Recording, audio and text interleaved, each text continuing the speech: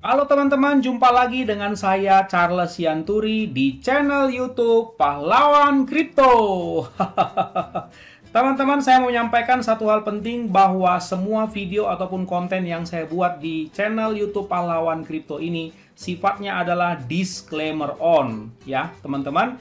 Jadi tidak ada ajakan untuk membeli ataupun menjual token tertentu. Semua harus Anda lakukan do your own research secara mandiri dan tanpa dipengaruhi oleh siapapun. Ingat bahwa cryptocurrency adalah media atau instrumen investasi yang sangat tinggi risikonya, sehingga Anda harus melakukan riset dan riset berulang-ulang secara mandiri. Ingat teman-teman, uang adalah uang Anda sendiri, untung dan ruginya juga ditanggung oleh Anda sendiri. Oke teman-teman, sekali lagi do your own research dan disclaimer on. Terima kasih. Baik teman-teman, selamat sore semuanya. Saya lanjutkan ya beberapa review hari ini teman-teman, karena saya lihat cukup menarik situasi dan kondisi saat ini. Apa itu? Coba kita lihat teman-teman. Wow, sepertinya mulai ada pembalikan arah ya teman-teman. Jadi saat ini saya lihat bahwa the global crypto market cap ini sudah naik lagi, untung nggak tembus sampai ke 20.000 triliun teman-teman. Ya, kita tidak tahu meramalkannya atau memprediksinya kemarin karena memang berat sekali ya, sampai minus 13 atau minus 14% itu kemarin. Istilahnya IHSG-nya di sini ya teman-teman, global crypto market cap-nya.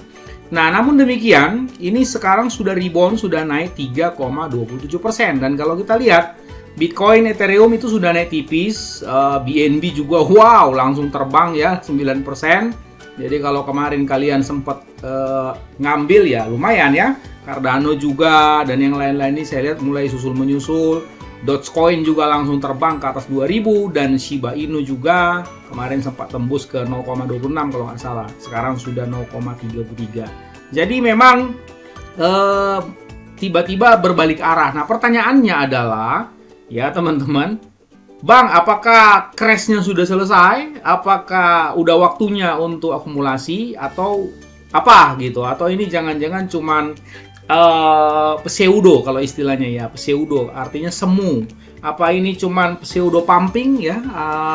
Hanya naik semu saja. Yang lalu kan juga begitu ya teman-teman, bahwa masalah apa itu kemarin yang tapering off ya kan? Suku bunga mau dinaikin, tiba-tiba di media investasi dibilang, oh enggak kok, enggak jadi.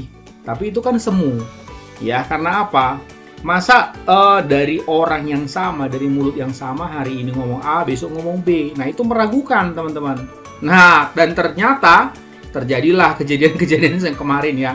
Nah, sekarang kita mau cari tahu, ini kenapa kok bisa naik? Lumayan loh ini naik segini, teman-teman. Ya. Nah, kalau saya coba-coba cari tahu tadi, ternyata ini jawabnya. Dan ini berita ini, teman-teman, masih baru banget. Masih anget. Saya refresh ya, baru 1 jam.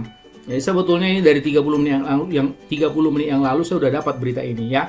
Nah, jadi beritanya baru 1 jam, teman-teman. Apa ini? Nah, ya. Jadi, ini kan kemarin gara-gara Rusia. Ya bukan? Rusia bilang pokoknya mau di-ban. Wah, itu kan saya udah umumkan kemarin. Semua yang urusan kripto, baik itu mining, baik itu minting, termasuk juga penggunaan kripto, pokoknya semua mau dibabat habis sama mereka. Lari tunggang langgang.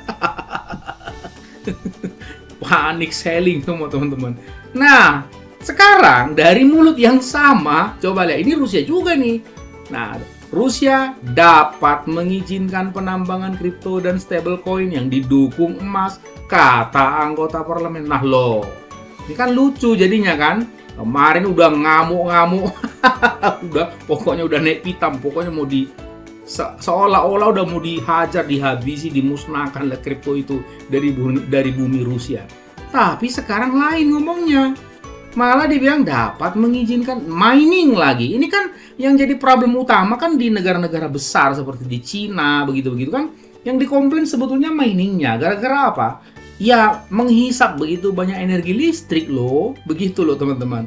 Akhirnya ya manufakturnya nggak kebagian loh. Iyalah. Gitu. Kalau manufaktur nggak kebagian, macet manufakturnya. Misalnya produksi pabrik, misalnya penghasil bajanya macet, penghasil tekstil macet, produsen mobil macet, wah kan gawat. secara makro dampaknya gawat gara-gara kesedot gara-gara kripto. Kan gitu. Jadi diberangus lah istilahnya. Nah, ini sekarang mengizinkannya justru yang miningnya. Nah, ada apa ini? Kripto dan stablecoin. Tapi ada tapinya, didukung emas. Jadi, mereka ini kesannya nggak boleh ketinggalan emasnya. Kenapa demikian? Anda kan tahu, emas itu kan naiknya lelet banget ya. Dibandingkan dengan Bitcoin mah nggak level lah begitu. Apalagi kalau udah turun jauh banget begini, teman-teman. Kalau saya lihat ini Bitcoin udah 500 terperosok dari 900 juta. Jadi, 400 juta poin. Berarti berapa itu ya? 35% lebih begitu. Jadi kalau orang sekarang pada ngambil-ngambil barang ini seperti ini, kayak Tether juga ini, Ethereum begitu ya. Ini harga-harga yang cukup rendah sekarang sebetulnya. Jadi kalau misalnya Anda ambil Bitcoin begitu ya, nanti terus kemudian katakanlah bulan 11, biasanya kan yang menggila itu di bulan menjelang akhir tahun ya. Nah, dari mulai bulan 8, 9, 10, 11, nah gitu. Katakan dia balik lagi kayak tahun lalu ke 900 juta. Ngambil satu Bitcoin aja ya, begitu kan. 500 juta jadi 900 juta. Udah cuan 400 juta nggak ngapa-ngapain, hampir setengahnya. Lah kalau di emas, coba aja Anda beli 500 juta. Katakan 1 juta lah ya, anggaplah 1 juta kan sebetulnya 900 sekian ya per gram. Katakanlah 1 juta lah. Gitu. Jadi kalau 500 juta Anda beli 500 gram bukan? 1 gram 1 juta. Berarti Anda beli setengah kilo lah kurang lebih. Begitu ya 500 juta. Oke. Apa bisa emas kira-kira menurut pendapat kalian gitu loh? Menjadi 2 kali lipatnya lah gitu ya. Menjadi katakanlah menjadi 1,9 juta akhir tahun ini. Emas loh 1 gramnya. Saya sih bilangnya kecil kemungkinan karena setahu saya emas itu nggak sebombastis kripto. Jangankan itu. Emas aja setahu saya, sepengalaman saya nggak sebombastis saham, teman-teman. Dengan saham aja dia kalah, apalagi dengan kripto. Saham itu kan selain dia ada capital gain, dia juga ada dividen, teman-teman. Jadi double gardan dia income-nya begitu. Apalagi di kripto nggak level. Kenapa? Anda tahu bukan? Selain Anda bisa mendapatkan capital gain begini, bagi mereka yang udah lihai, mereka bisa masukin di farming dapat sesuatunya belikan NFT masukin ke pool, selesai deh. Selamat tinggal itu emas itu. Begitu, teman-teman. Jauh itu. Nah, tapi ya, ini syaratnya, kata anggota parlemen. Oke, kita baca dulu ya. Rusia dapat melegalkan penambangan cryptocurrency dan stablecoin yang didukung oleh emas di bawah kendali. Nah, ini akar masalahnya, teman-teman. Di bawah kendali pemerintah. Sebetulnya itu problemnya. Begitu. Jadi kalau misalnya ada tema mau dihajar, mau dihabisi kripto, sebetulnya ini kok akar permasalahannya. Ya, pemerintah dalam hal ini mungkin bank sentralnya akan kehilangan kendali keuangan di negara itu. Kenapa? Lah iya, contohnya misalnya Amerika atau rubel ya. Ini kan Rusia rubel ya kalau nggak salah mata uangnya. Misalnya begitu. Pada kabur semua. Buang itu rubelnya nggak laku. Semuanya pakai kripto. Lah bank sentralnya untuk apa ngatur rubelnya? Lo nggak ada pakai. Sama lah kayak di Indonesia misalnya, teman-teman. Ya, orang udah ogah lah pakai rupiah gitu. Habis inflasi mulu sih. Udah orang pakai kripto aja. Iya kan inflasi kan kalau rupiah. Cetak uang terus lama-lama. Anda bisa beli Indomie tahun lalu 2.000 per bungkus. Ya, tahun ini udah 2,5. Tahun depan 3.000 loh. Kok naik terus? Sebetulnya bukan naik, nilai uang Anda itu yang turun karena mengalami inflasi. Sementara cryptocurrency itu mengalami deflasi. Nilainya makin hari makin naik. Rupiah nilainya makin turun. Nah, rupiah itu disebut mata uang fiat. Sama seperti dolar, rubel, dan lain-lain. Nah, rubelnya turun makin hari makin susah beli barang. Sementara kripto makin hari makin naik. Menurut Anda, orang kabur nggak? Dibuang nggak itu rubelnya? Itu jadi masalah, teman-teman. Nah, kalau orang udah buang rubelnya, buat apa bank sentralnya kan begitu? Nah, ini di bawah kendali. Nah, kendalinya ini ya, bank sentral maupun pemerintahnya takut kehilangan kendali sehingga nggak bisa ngatur lagi keuangan negara itu, orang pada kabur ke kripto. Itu sebetulnya yang jadi problem. Nah, tapi dicarilah alasan apa? Ya, menurut saya dicarilah alasan listriknya kegedean. Sebetulnya kan gampang ya. Negara-negara maju seperti Rusia ini apa susahnya? Tambah aja pembangkit listrik tenaga nuklir. Loh, mereka bisa bikin kok sebetulnya. Cina begitu. Enggak lah, kalau menurut saya bukan karena listrik itu, tapi ya itu kehilangan kendali itu yang paling mahal nilainya. Begitu, cuman dicarilah alasan. Alasan yang paling tepat ya listrik. Begitu kan? Memang luar biasa. Ini kalau udah ngomong geopolitik, susah teman-teman. Pernyataan itu muncul setelah Bank of Russia mengusulkan larangan luas terhadap penggunaan kriptokurrensi. Nah, ini kemarin ya. Penambangan dan beberapa stablecoin dapat dilegalkan di Rusia. Nanti saya akan buat ini linknya di kolom deskripsi ya teman-teman. Oke, peredaran bebas cryptocurrency tidak boleh diizinkan karena membawa risiko bagi investor yang tidak memenuhi syarat, tetapi Rusia dapat mengizinkan penggunaan stablecoin yang didukung emas dan penambang cryptocurrency di bawah kendali pemerintah. Ketua Komite Duma Negara untuk Industri dan Perdagangan Vladimir Gutenev kepada kantor berita RIA Novosti. Pada hari Kamis, Bank Sentral Rusia menerbitkan makalah konsultasi di mana ia mempresentasikan pandangan komprehensifnya tentang cryptocurrency. Otoritas moneter mengusulkan untuk melarang, ini kemarin ya, operasi koin melalui sistem keuangan Rusia, investasi kripto, pertukaran dan penambangan negara tersebut. Sementara itu, bank telah meluncurkan fase percontohan proyek rubel digitalnya sendiri. Nah, betul ya, rubel ya. Nah, rata-rata seperti itu. Cina juga bikin mata uang digitalnya. Indonesia juga begitu. Jadi ini sebetulnya perang antara mata uang negara tersebut tapi dimasukkan didigitalkan dengan cryptocurrency. Itu tetap nggak sama loh teman-teman. Rupiah digital itu beda dengan cryptocurrency. Mengapa? Selama dia seperti itu masih boleh bank sentral memproduksi secara besar-besaran, misalnya tiba-tiba quantitative easing. Saya udah sempat singgung ya beberapa waktu yang lalu teman-teman.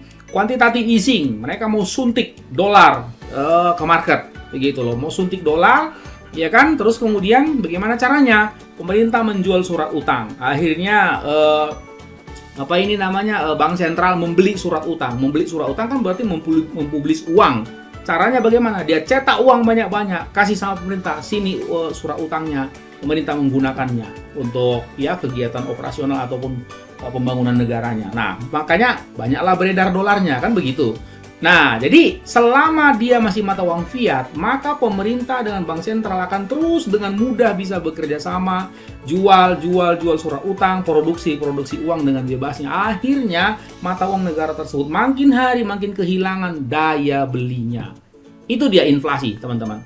Sementara kalau kripto, yang ada terjadi adalah makin hari makin mahal. Ya kecuali crash ya, kita jangan dulu ngomong crash ya, gitu. Ini exception aja gitu.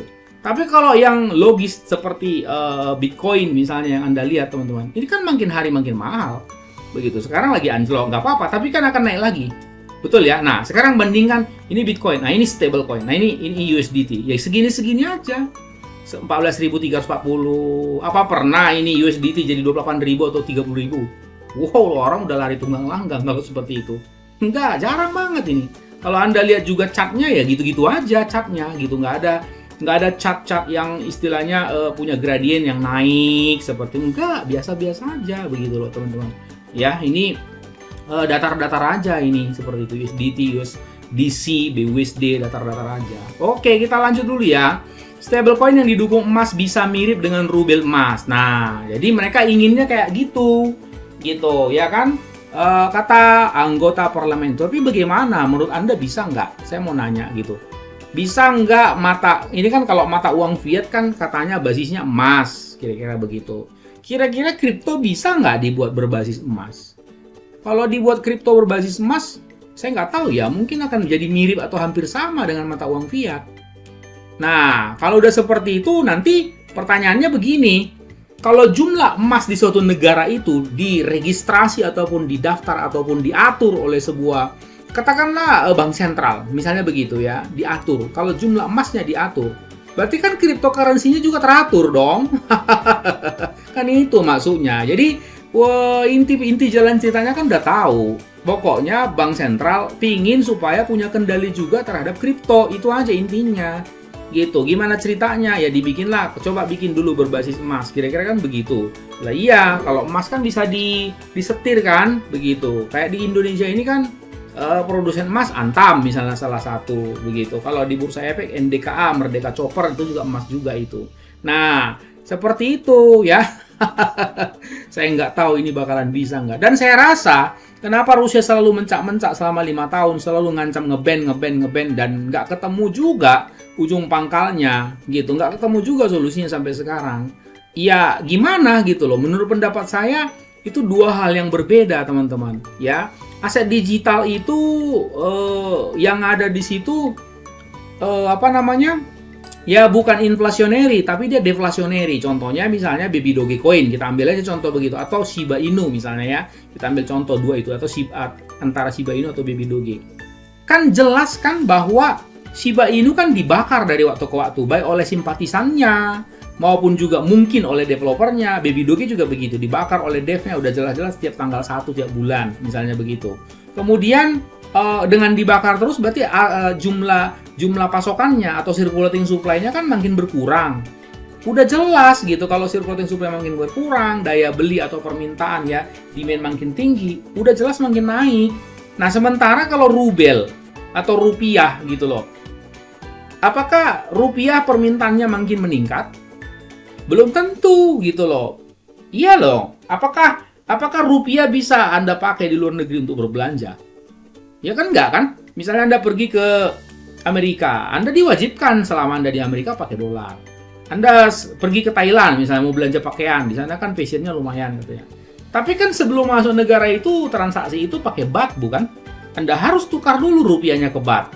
Nggak laku, nggak boleh pakai rupiah di situ. Itu bukan negara tempat rupiah, di sini negara tempat rupiah. Gitu loh maksudnya. Tetapi kalau cryptocurrency, contohnya kan kayak Shiba Inu ini, dia bisa dipakai kan memang tujuannya ke sana gitu loh. Nanti bisa dipakai di perusahaan apa gitu kan, kayak yang lalu kan bisa dipakai untuk pembayaran di metaverse misalnya begitu, dan itu dipakai di seluruh dunia. Nah, kelemahannya mata uang fiat itu dia hanya bisa dipakai kecuali dolar ya, karena dolar dipakai oleh banyak negara mata uang internasional. Tapi selebihnya dari situ teman-teman, rata-rata dia hanya bisa dipakai di negara tempat di mana diproduksinya uang tersebut. Baht ya bisa dipakai di baht, begitu ya kan. Rupiah ya dipakainya di Indonesia, kayak gitu. Itu terbatasnya. Tapi kalau kripto nggak ke sana arahnya, dia harus bisa dipakai di semua negara. Nah tuh, ya kan, dari segi availability use case-nya saja itu udah kalah fiatnya, begitu. Jadi kalau menurut pendapat saya ini mungkin akan selesai dengan sendirinya lah, selesai begitu aja. Terus nanti tahun depan lagi nanti bisa lagi ditakut-takutin lagi, digertak lagi. Pokoknya mau dibena, catat ya. Pokoknya sekitar Januari ini ada ancaman-ancaman. Siapa tahu terjadi lagi nanti siklus tahun depan. Jadi kita udah hafal lah jurusnya atau kartu-kartunya ya, langkah-langkahnya begitu. Oke teman-teman, jadi hari ini market ya mengalami pembalikan arah karena ya dia yang berbuat, dia yang bertanggung jawab. Dia yang ngomong kemarin gimana, ya hari ini dia ngomong sebaliknya. Ya wajar, dia pelakunya, kan gitu. Luar biasa. Tapi mau sampai kapan? Mau gimana nih Bang? Apakah ini semu? Menurut saya kita tunggu aja dulu ya. Kita tunggu aja dulu. Saya juga secara pribadi belum berani juga mengatakan, wah ini udah bakalan terbang terus ini. Karena ya kalau kayak gini kan belum ada hitam di atas putihnya, bukan? Ini kan cuma ngomong-ngomong doang gitu loh. Ya kalau udah dieksekusi, udah ada hitam di atas putih, baru kita berani bicara gitu loh. Selama kayak gini ya besok ngomong lain lagi. Ini anggota parlemen ngomong, oh boleh asal berbasis mah. Besok nanti siapa lagi yang ngomong? Lain waktu nanti Vladimir Putin lagi yang ngomong. Kemudian siapa lagi? Wah perang deh, tambah rame deh. Ya belum kita nggak bisa langsung menyimpulkan seperti itu. Oh udah nggak bisa. Saya nggak berani menyimpulkan. Oh udah boleh ini, ayo udah mau hijau terus, karena ya belum tahu. Hari ini mungkin Rusia yang ngomong, besok Cina lagi ngamuk lagi atau India. Selamat deh, gitu ya. Oke, jadi apa case-nya Bang? Ya kalian tetap waspada aja, tetap hati-hati ya. Jadi perhatikan juga arah mata angin baik-baik dan nggak usah terlalu gimana-gimana lah begitu ya. Oke teman-teman, segitu aja review singkat saya saat ini. Sampai ketemu pada review selanjutnya atau video selanjutnya. Orang sabar, cuannya besar, and see you at the top.